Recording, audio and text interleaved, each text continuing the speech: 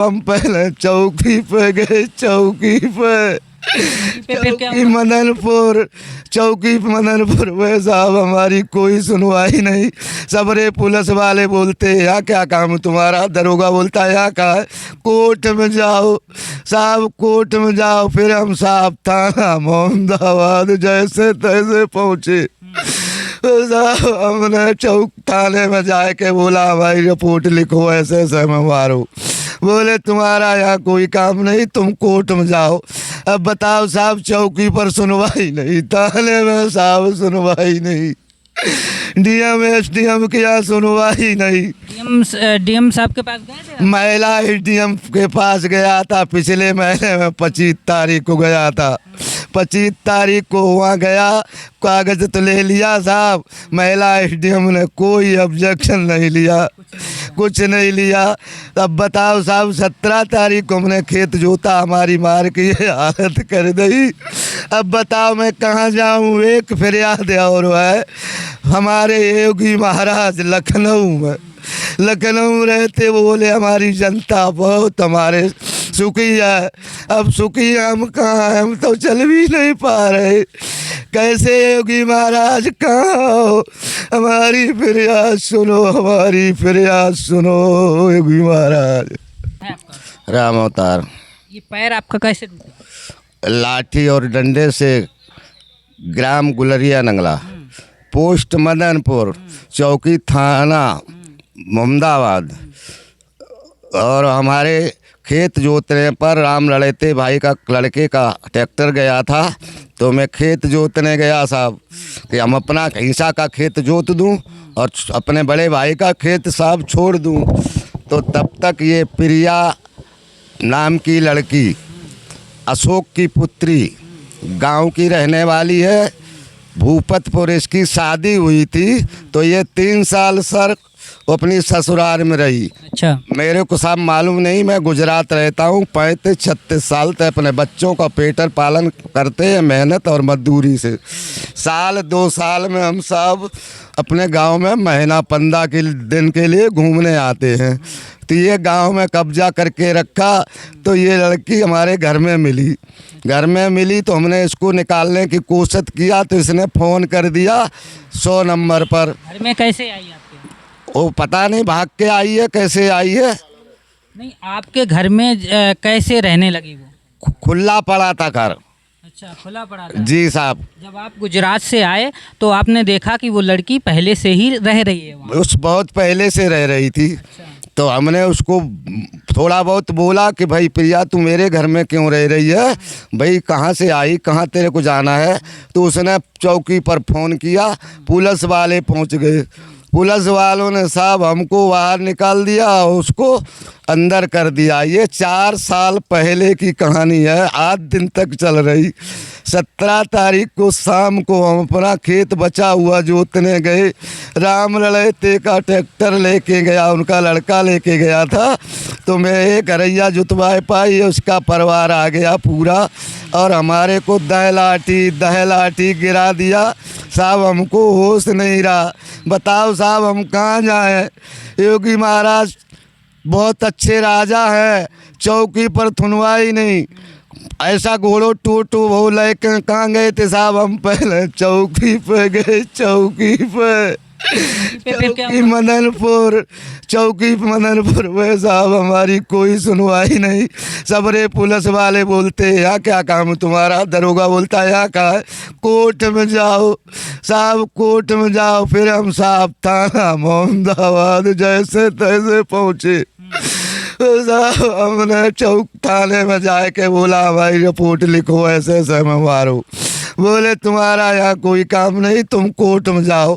अब बताओ साहब, चौकी पर सुनवाई नहीं, थाने में साहब सुनवाई नहीं, डीएम एसडीएम के यहाँ सुनवाई नहीं।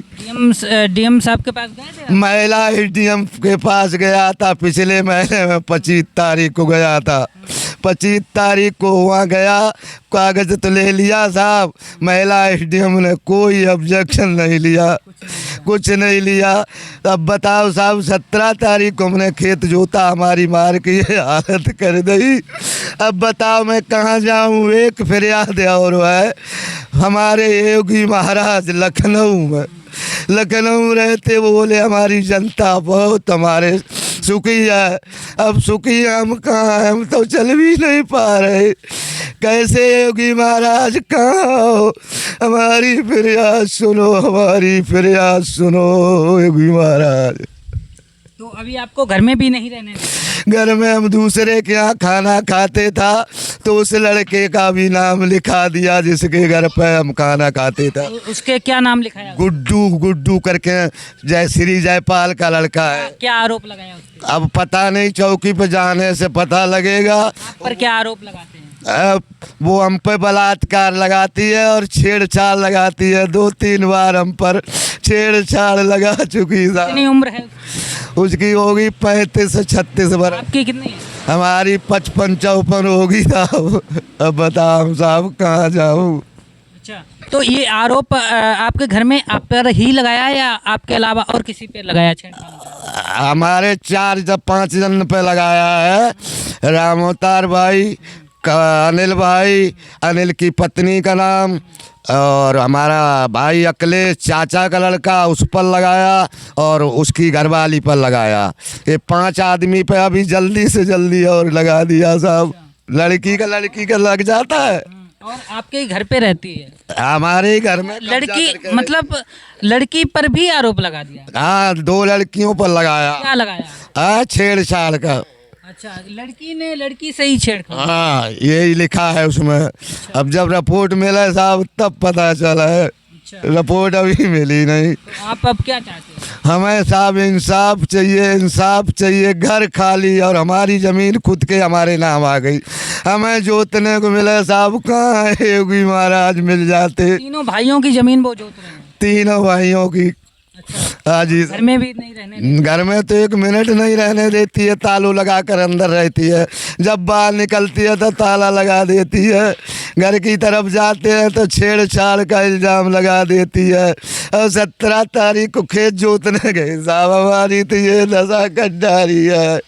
कहाँ है योगी महाराज, कहाँ हो योगी महाराज? दोस्तों, आप लोग देख सकते हो ऐसी बिलखती आत्मा, यानी आप लोग कह सकते हो कि इनकी, यानी आप इनके पास बैठोगे कम आपकी रूह कांप जाएगी। इस तरीके से ये तड़प रहे हैं, रो रहे हैं और कह रहे हैं ये टूटा हुआ पैर लेकर के आखिर ये बुजुर्ग कहाँ जाएं। लगातार जो है योगी जी उत्तर प्रदेश में ये दावा करते हैं कि हमारी सरकार में किसी भी प्रकार से दंगाई और किसी प्रकार से जो दोषी हैं वो उत्तर प्रदेश में नहीं रह सकते दंगा करके या फिर किसी को सता के। लेकिन साक्षात यहाँ पे प्रमाण आपको देखने को मिल रहा होगा। जिस तरीके से ये बाबा हैं ये ऐसे रो रहे हैं जैसे एक बच्चा आवाज़ निकाल के रोता है। इनके आंसू देख सकते हैं, आँख से आंसू निकलते हैं तो कम से कम पूरे शरीर पे बह रहे हैं। इस तरीके के हालात उत्तर प्रदेश में हैं। हम कोई बिहार में नहीं हैं, ना कोई हम झारखंड में हैं, हम उत्तर प्रदेश के फर्रुखाबाद की बात कर रहे हैं। दोस्तों, ऐसे यहाँ पे हालात हैं। योगी जी से लगातार यही विनती और निवेदन करते हैं, क्या ऐसे लोग रोने के लिए यहाँ पे जन्म लिया है या फिर आपको मुख्यमंत्री बनाया है इसलिए कि ऐसे लोग रोएं? ऐसा तो नहीं होगा। ऐसे यहाँ पे हालात हैं।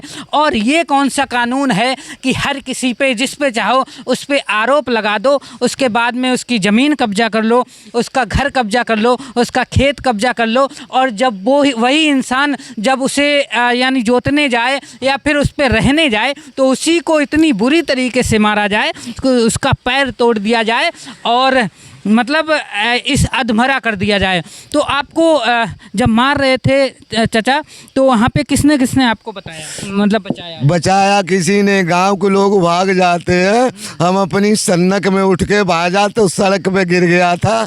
तो एक मंदती नगरा का कोई भला आदमी गाड़ी लेके जा रहा था, तो उसने हमको गाड़ी पर डाल कर और चौकी के बाजू में डाल दिया था। तो हमें 1 घंटे के बाद होश आया तो हम साहब चौकी में गया तो चौकी में फरियाद हमारी नहीं लिखी गई, बोले कोर्ट में जाओ। फिर साहब हम थाने में गए, बहू साहब हमारी कोई फरियाद नहीं लिखी गई। अब बताओ योगी महाराज हम कहाँ जाऊँ? हमें तो ऐसा लगता है महाराज कि हम आत्महत्या कर लूँगा। योगी महाराज के नाम पर हम आत्महत्या कर लूँगा, अब हम जीने के काबिल नहीं है योगी महाराज। दोस्तों आखिर हमारे देश में हो क्या रहा है? लगातार आप लोग देख रहे होंगे जिस तरीके से युवा देश में रो रहे हैं, युवा रो रहे हैं, बच्चे रो रहे हैं और बुजुर्ग को रोता हुआ आप लोग देख रहे हैं। आखिर सरकार करना क्या चाहती है? सरकार में जो सिस्टम है वो आखिर कहाँ हमारे देश को, हमारे प्रदेश को, हमारे ज़िले को, हमारे बुजुर्ग बच्चे उनको कहाँ ले जाना चाहती है? अब बताइए, बच्चे रो रहे हैं, युवा रो रहे हैं जिस तरीके से, और यहाँ पे बुजुर्ग रो रहे हैं, ऐसे रो रहे हैं जैसे पता नहीं इन्होंने कौन सा अपराध कर दिया है। आज ये खुद ही अपने घर से बेघर हैं और अपनी ज़मीन से भी अलग हैं, और ये जो हैं ये दूसरे रिश्तेदारी में यहाँ पे अभी मौजूद हैं। पैर इनका टूट गया इसलिए रिश्तेदारी में ये रहने चले आए। आखिर क्या योगी सरकार यही दावा किया था कि सरकार आने पर घर छोड़ना पड़ेगा, दूसरा इंसान कब्जा कर लेगा, या फिर थाने में सुनवाई नहीं होगी, चौकी में सुनवाई नहीं होगी, या फिर डीएम एसडीएम के यहाँ सुनवाई नहीं होगी?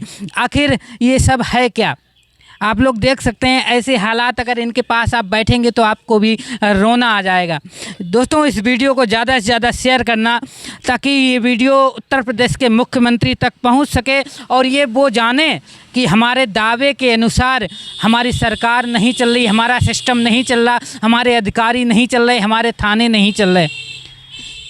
इस वीडियो को, इन बुजुर्ग के आंसू अगर आपको भी थोड़ी सी भी दया आए तो इसको शेयर ज़रूर करना। इसी के साथ जो है फिर मिलते हैं आपको नेक्स्ट वीडियो में। तब तक के लिए जय हिंद, जय भारत।